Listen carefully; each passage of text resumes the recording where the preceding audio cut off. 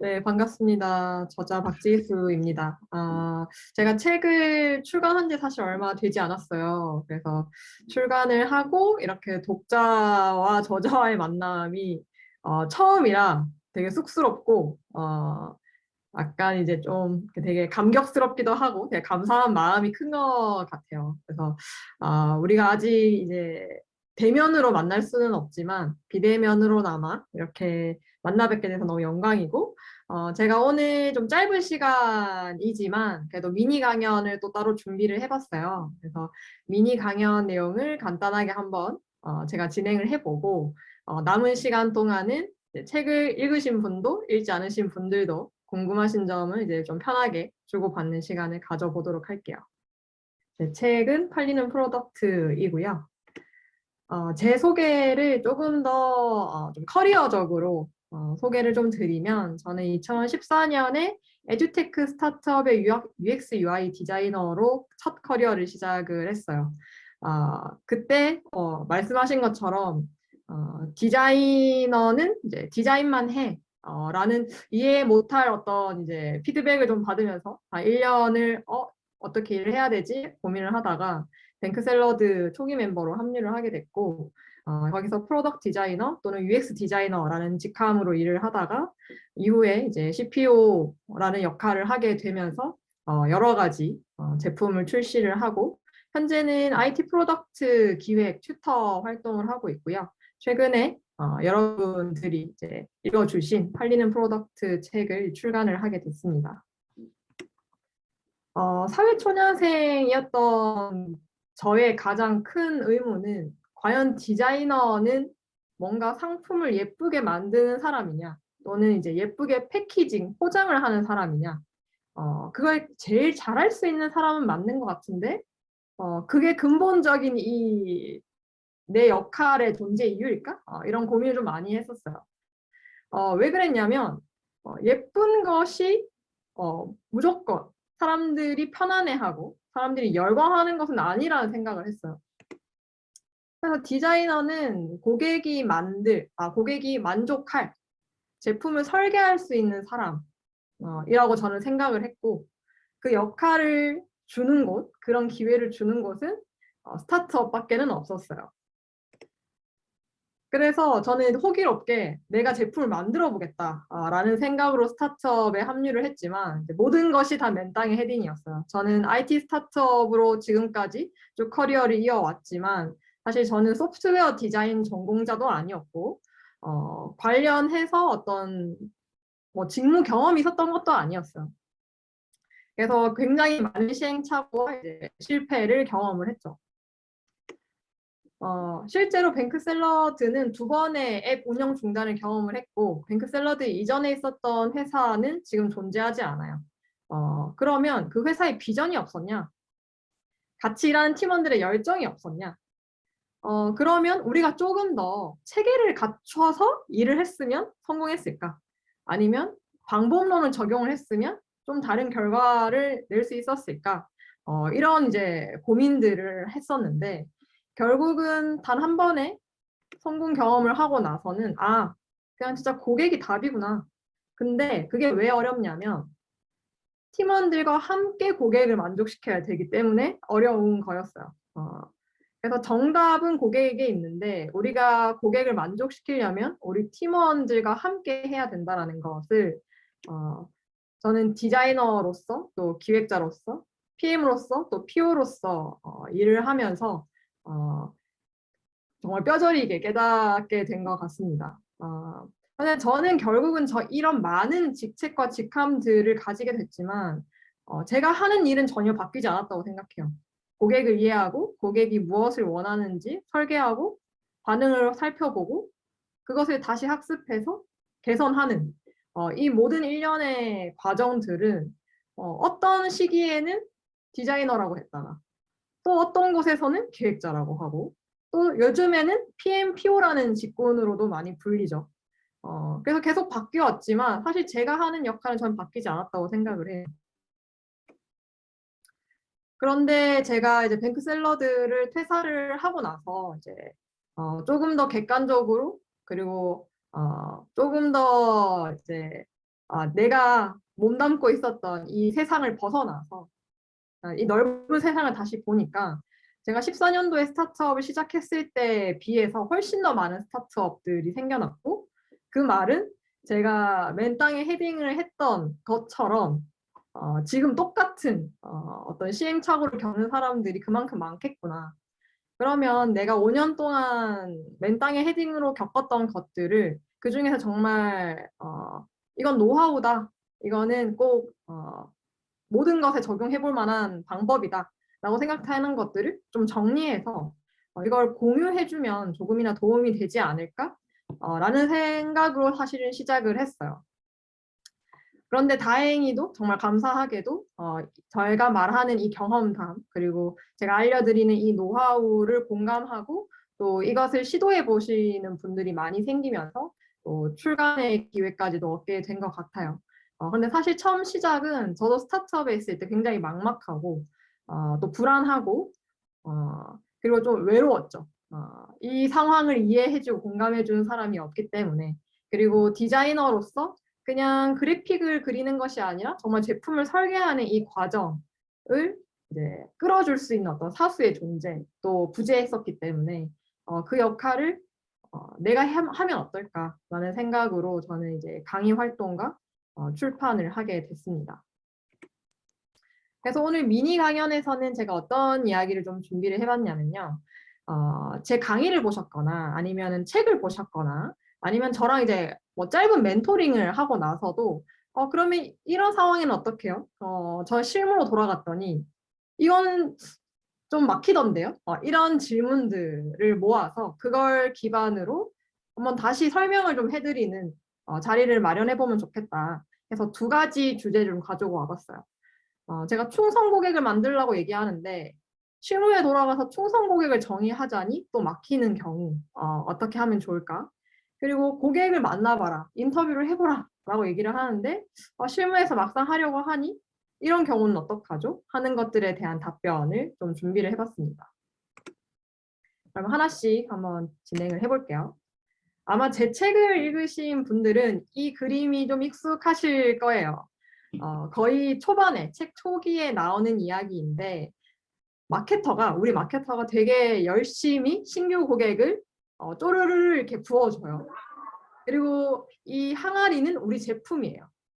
그런데 이 항아리 안에 있는 기존 고객들이 신규 고객이 들어오는 수나 속도보다 더 많은 양과 더 빠른 속도로 빠져나가고 있는 상황이라면 우리가 누적 회원 가입 수가 많든 다운로드 수가 많든 매출이 발생하든 관계없이 이것이 성공한 제품이라고 보기는 어렵다. 라는 이야기를 했죠. 이걸 달리 말하면 성공한 제품은 빈틈없는 독, 고객들이 빠져나가고 싶지 않은, 계속 머물고 싶은 제품이 사실 성공한 제품. 그러면 이 독을 탄탄하게 해주는 것이 무엇이냐? 그게 바로 충성 고객이다. 라는 이야기를 늘 해오고 있어요. 책에서도 강의에서도 지금 이 자리에서도. 실제로 이것을 이제 증명하는 가장 와닿는 사례가 아이폰을 쓰는 사람은 계속 아이폰만 쓰죠. 저도 아이폰만 지금 5번째인 것 같은데 실제로 이제 21년 작년 미국 소비자 조사 기관 보고서에 따르면 90%가 넘는 아이폰 사용자가 다음 폰도 아이폰이다 라고 답변을 했다고 해요. 그러면 이제 아이폰을 쓰는 사람은 거의 90% 이상이 충성 고객이 되어버리는 거예요. 그러면 그 비즈니스가 커지는 속도는 당연히 기하급수적일 수밖에 없죠. 그렇기 때문에 충성 고객을 만나서 그들을 감동시켜라. 그 충성 고객은 여러분이 지금 진출하고자 하는 또는 지금 현재 고군분투하고 있는 그 시장의 업계의 얼리어답터다 라고 설명을 드려요. 그런데 오케이 그럼 우리 업계 얼리어답터를 한번 만나보자 라고 이제 다들 일터로 돌아가십니다. 그러면서 이야기를 나눠봐요. 근데 우리 얼리어답터가 누구냐 이를 정의하는 것부터 좀 애를 먹기 시작해요. 이 얼리어답터를 만나는 것의 실무 노하우를 좀 오늘 간단히 소개해 드리고 싶은데 우리 얼리어답터가 누군지 모르겠다. 뾰족하게 정의가 안 되는 것이 당연해요. 왜냐하면 아직 만나지 않았기 때문에. 그렇다면 우리가 편한 방식으로 일단 그룹핑, 카테고라이징을 해보세요. 성별이어도 되고요. 나이대도 되고요. 뭐 직업일 수도 있겠고요. 예를 들어서 가계부 앱을 한다. 그래서 가계부 얼리 어답터를 만나고 싶다라고 했을 때 우리가 가계부를 쓰는 방식이 굉장히 다양해요. 뭐 수첩일 수도 있고요. 엑셀로 쓰기도 하고요. 뭐 가계부 앱을 이미 쓰고 있을 수도 있고 PC 프로그램일 수도 있어요. 또는 굉장히 헤비하게 막 회계사인 분들은 막 복식부기를 쓰기도 하고요. 심지어 이 가계부라는 영역에서 강연 활동을 하고 계시는 분도 계세요. 그러면 묶어보는 거예요. 그냥 수기로 본인 스스로 다 손으로 쓰시는 분들 묶어서 이 카테고리 안에서 대여섯 명 만나보고 앱이나 어떤 PC 프로그램을 쓰는 사람 대여섯 명 만나보고 그리고 또 그 안에서 성별이나 자산 규모나 결혼했는지 안 했는지로 또 묶어서 또 만나보는 거예요. 그러니까 사실은 책에서는 제가 얼리 어답터를 한 대여섯 명, 한 최소 5명은 만나보세요 라고 말씀을 드리는데 이것은 정말 최소 5명이에요. 일단 5명으로 시작해보라는 의미예요. 5명을 만나면 수첩으로 쓰는 사람도 있고 앱으로도 쓰고 복식북이라는 것도 있대. 이런 걸 알게 돼요. 그러면 거기서부터 카테고라이징을 해서 그 카테고리 안에서 또 5명씩을 만나는 거예요. 그래서 실제로 저는 가계부의 고객을 만날 때 이 얼리 어답터를 5명만 만나지 않았고 이 카테고리별로 5명씩, 3명씩 이렇게 만나다 보면은 한 10명 이상, 20명 이상을 만나보게 되는 거죠. 그러면 이 카테고리 안에 있는 예를 들어서 가계부 앱을 사용하는 고객들의 특성과 본인이 직접 수기로 작성하는 가계부 유저의 특성은 좀 다른 성향을 보일 거예요. 이 다른 성향들을 각각 다 도출하는 것보다는 이 모든 고객들이 가계부라는 그 하나의 포인트에서 공통으로 하는 말을 찝어내는 게 우리가 할 일이에요. 왜냐하면 우리가 가계부 앱에서만 나타나는 특성, 복식부기에서만 나타나는 특성은 일단 그냥 우리가 이해하는 것에 필요한 거지 그것만을 위한 어떤 솔루션을 만들면 시장이 작아져요. 그래서 그것을 위한 솔루션을 만드는 것이 아니라 모든 카테고리에 있는 사람들이 결국은 외치는 게 뭐냐. 제일 불편해요. 제일 원해요. 난 이렇게 됐으면 좋겠어요. 저는 이런 생각을 자주 해요. 라고 하는 진짜 모두가 말하는 그 공통분모를 찾는 게 포인트인 거죠. 그게 바로 퍼소나입니다. UX 방법론에서 이제 가장 기본적으로 항상 소개가 되는 그리고 좀 관심 있고 좀 시도해 보려고 하시는 분들은 일단 퍼소나 정의를 하죠. 이 퍼소나 정의는 절대 가상인물이 되면 안 돼요. 우리가 상상으로 만들어낸 우리 제품을 쓸 법한 가상의 프로필을 제시하는 것이 퍼소나가 절대 아니에요. 실제 고객들을 만나고 이 조사한 내용을 바탕으로 공통 포인트를 뽑아내서 이 공통 포인트를 묘사한 인물의 모습이 퍼소나인 거죠. 그래서 이제 저는 추천드리는 방식이 퍼소나를 정의하자라고 접근을 하지 마시고 고객들을 만나보고 공통 분모를 뽑아내서 그 공통 분모가 무엇인지만 정의를 해요. 퍼소나라는 단어를 그냥 쓰지 않아요.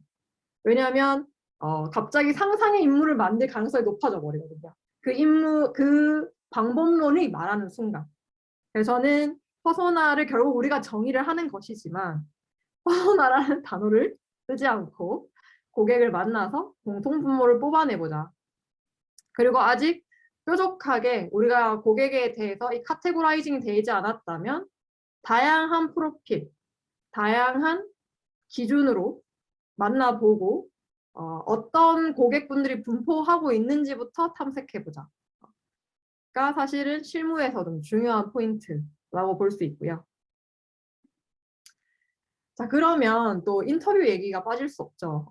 이 인터뷰를 실무에서 진행하면 여러 가지 또 우여곡절이 생기는데요. 크게 3가지 정도를 저한테 많이 말씀을 하세요. 초면인데 어떻게 솔직한 답변을 이끌어낼 수 있을까요? 그리고 지금 우리도 이렇게 비대면을 하고 있는 것처럼 대면이 아니라 비대면으로 고객 인터뷰를 하는 경우에는 어떻게 하면 좋을까요?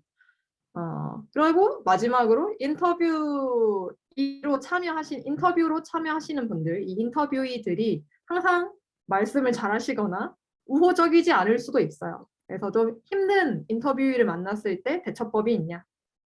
이 세 가지를 얘기를 해드리고 좀 마무리를 할게요. 일단 진솔한 답변을 유도하는 법. 뭘까요? 뭔가 특별한 어떤 그런 뭐랄까요? 뭐 방법론이나 어떤 비법이 있을까요? 혹시 우리가 고객과의 인터뷰를 이런 분위기로 진행하고 있는지는 않았나 좀 자문을 해볼 필요가 있는 것 같아요. 우리 사무실에 초대를 해서 우리 회의실 한켠에 이제 모셔서 물 한 잔 드리면서 안녕하십니까? 오늘 어떤 인터뷰를 진행을 하겠습니다. 그러면 이렇게 해주십시오. 자, 시작하겠습니다. 이렇게 진행하지는 않았는지.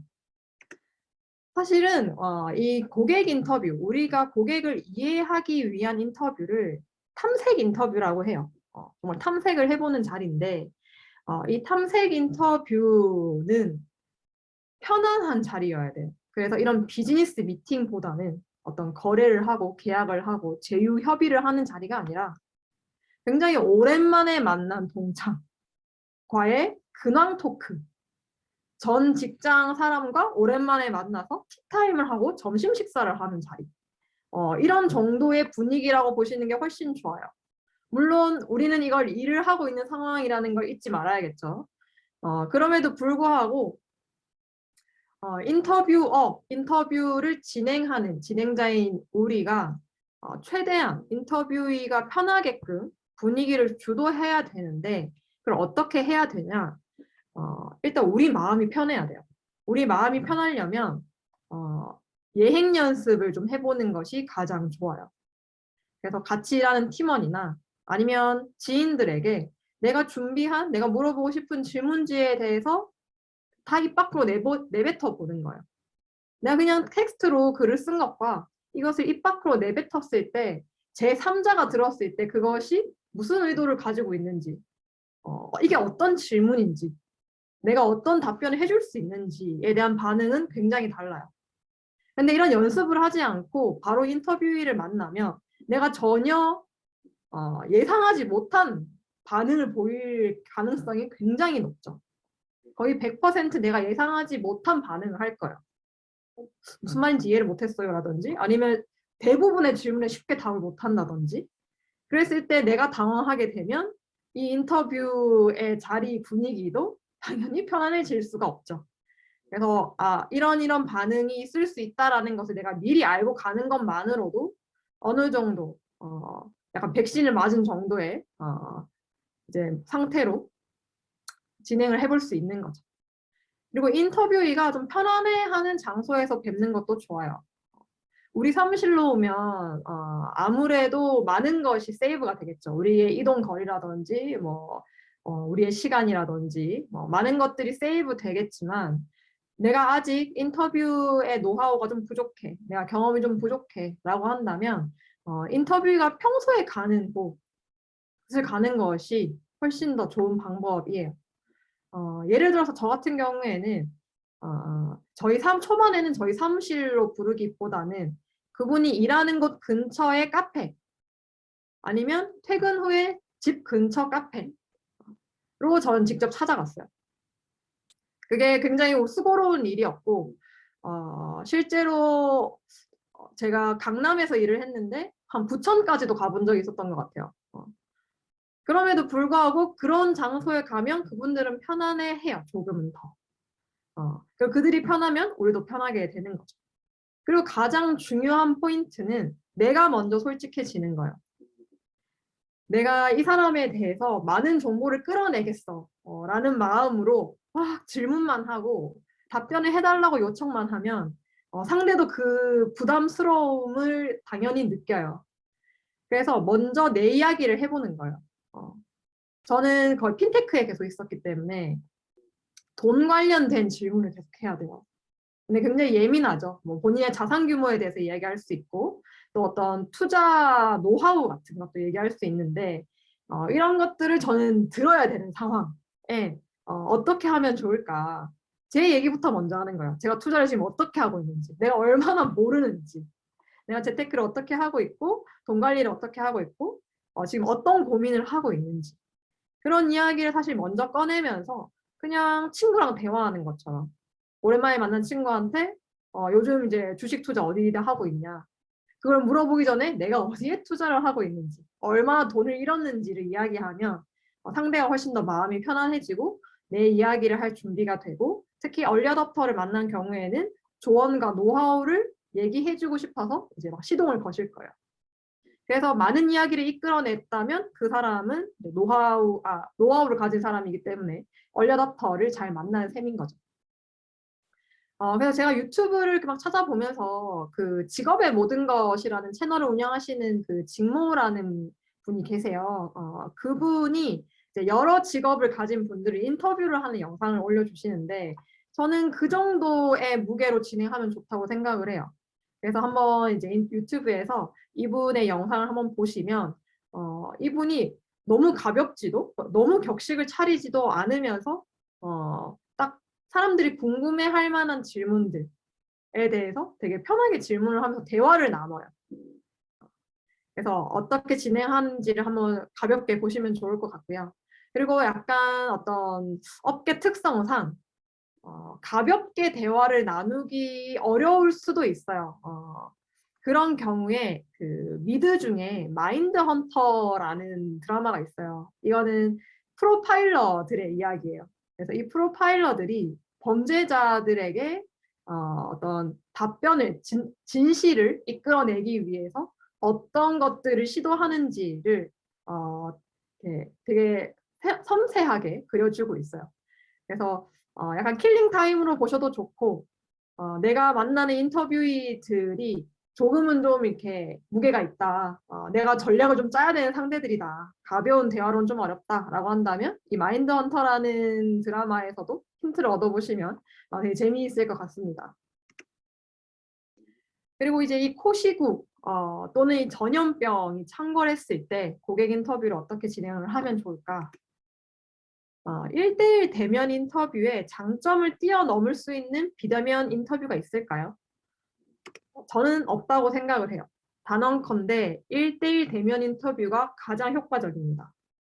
왜냐하면 다수를 데리고 이제 인터뷰를 하는 그룹 인터뷰를 이야기하는 분들도 굉장히 많은데요. 탐색 인터뷰 같이 이제 고객을 이해하기 위한 자리는 1대1 인터뷰를 진행을 하셔야 돼요. 이 사람이 어떤 라이프 스타일을 가지고 있고 어떤 가치관을 가지고 있고 무엇을 좋아하고 무엇을 싫어하는지에 대한 이야기를 들을 때 다른 사람들이 함께 있는 자리에서는 이야기를 하기가 굉장히 쉽지 않고 거기에서 스피커가 큰 사람에게 편승하는 것이 굉장히 자연스러워지기 때문에 우리가 진행하려고 하는 고객을 이해하기 위한 인터뷰는 1대1로 인터뷰를 하시고 간혹 부부 인터뷰를 하게 되는 경우는 있어요.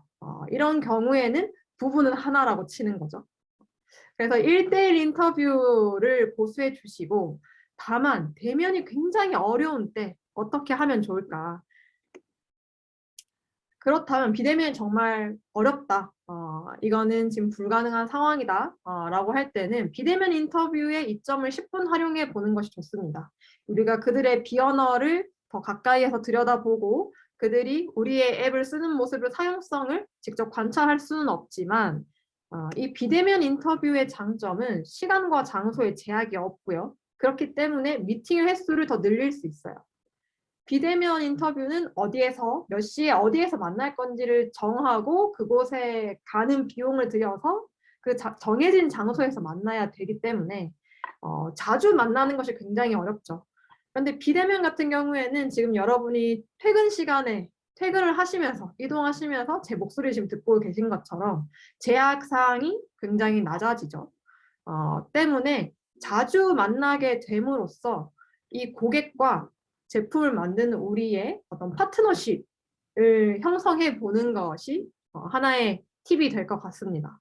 그래서 이를테면 처음에 제품을 기획하는 단계, 아직 제로 베이스의 상태였을 때 만나 뵙고 한번 만나 뵀던 분을 우리가 프로토타이핑한 시연 제품을 만들었을 때 한번 또 만나 뵙고 이후에 이것을 출시했을 때 또는 뭐 클로즈 베타 서비스를 오픈했을 때 또 의견을 받아보고 이후에 이걸 운영했을 때 운영하면서 어떤 부분을 개선하면 좋을지 의견을 받아볼 때 또 만나보는 거죠. 그래서 비대면을 진행할 때도 이렇게 파트너십을 가지고 만나 뵈면 좋지만 만나 뵈어야 하겠지만 그 빈도를 훨씬 더 작게 함으로써 어떤 좀 더 친밀한 관계를 형성을 하는 것이죠. 그래서 비대면이 불가피한 상황에서는 이런 장점을 10분을 활용해보자. 그리고 끝으로 힘든 상대를 만날 수도 있어요. 가장 많은 예가 단답형으로 답변하시는 분들. 예를 들어서 뭐 가계부 자주 쓰세요? 네. 뭐 이런 답변을 하시는 분들. 물론 이것들은 질문을 하는 우리 입장에서 좀 준비를 해야 돼요. 단답형으로 답변을 하실 내용보다는 뭔가 본인이 설명을 하게끔 하는 질문들로 고민을 해서 가셔야겠죠. 근데 이런 경우가 아니고 가끔 정말 대화하기가 어려운 분들도 있어요. 제가 예시로 가지고 온 이게 꼰대티콘이라는 이제 카카오톡 이모티콘이에요. 그래서 뭐 아직 어려서 뭘 잘 모르네. 내 자식 같아서 하는 말인데 잘 들어봐. 뭐 이렇게 이야기를 하시는 분을 어쩌다 만났다. 뭐 어떻게 하면 좋을까? 저는 일단은 그분이 정말 우리 업계의 얼리어답터다. 우리가 이해해야 되는 사람이다. 라고 한다면 배운다는 마음으로 조금 낮은 곳에서 그분의 이야기를 들어볼 필요가 있다고 저는 생각을 해요. 그리고 이분들에게 제가 잘 몰라서 배우고 싶어서 왔으니까 알려주세요 라고 얘기를 했을 때 오히려 좀 우리가 봤을 때 저 사람 좀 꼰대인가? 뭔가 대화하는데 나 이렇게 불편하지? 이렇게 이런 생각이 드는 분들이 오히려 굉장히 많은 것들을 알려주세요. 우리가 그거를 듣지 않을 이유는 없어요. 그래서 한두 시간 좀 괴로울 수 있으나 많은 이야기를 들어보자. 겸허하게. 그러나 넘지 말아야 할 선을 만약에 넘었다라고 한다면 당연히 그 인터뷰는 중단되거나 아니면 그것을 마지막 만남으로 하셔야 합니다. 그래서 이제 앞으로 같이 인터뷰를 진행할 다른 팀원분들 그리고 앞으로 또 인터뷰를 진행할 나를 위해서 이 인터뷰의 관리 리스트를 계속해서 업데이트를 해주셔야 돼요. 이 인터뷰인은 앞으로는 미팅을 잡지 않기로 했다라는 것들을 다 미리미리 표시를 해두고 파트너십을 가질 분들 이분은 사용성 테스트를 할 때 좋은 분 뭔가 새로운 아이디어를 함께 논의할 때 좋은 분, 뭐 등등 이런 이제 메모를 달아둠으로써 함께 협업을 하는 시트를 마련해 놓는 것이 네, 업무 노하우로 소개해 드릴 내용이었습니다. 그래서 결국은 제가 항상 드리고 싶은 말은 지금 당장 매출 숫자보다 고객을 먼저 한번 생각해 보자. 그러나 그럼에도 불구하고 그 고객을 이해해야 하는 나의 이 심리적인 여유가 있느냐. 그래야만 고객도 이해할 수 있고 그 고객을 통해서 비즈니스 성장까지 이끌어낼 수 있기 때문에 가장 중요한 것은 이제 본인들의 정신 건강과 신체 건강이 가장 중요합니다. 그래서 이것을 유지하면서 이 밸런스를 유지하시면서 고객을 이해하고 비즈니스 성장을 이제 함께 이끌어 나가는 그런 어떤 실마리가 되었기를 바라면서 오늘 미니 강연은 여기까지 하도록 하겠습니다. 그럼 바로 이제 남은 시간 동안은 Q&A 시간을 좀 가져볼게요. 바로 진행을 하면 되겠죠? 네, 오늘 이제 퇴근 시간 이후에 또 시간 내셔가지고 제 책도 읽어봐 주시고 또 많은 질문 너무 감사하고요. 또 다음에 또 좋은 기회가 있다면 더 좋은 모습으로 만나 뵐 수 있길 바라겠습니다. 오늘 정말 감사했고 즐거운 시간이었습니다.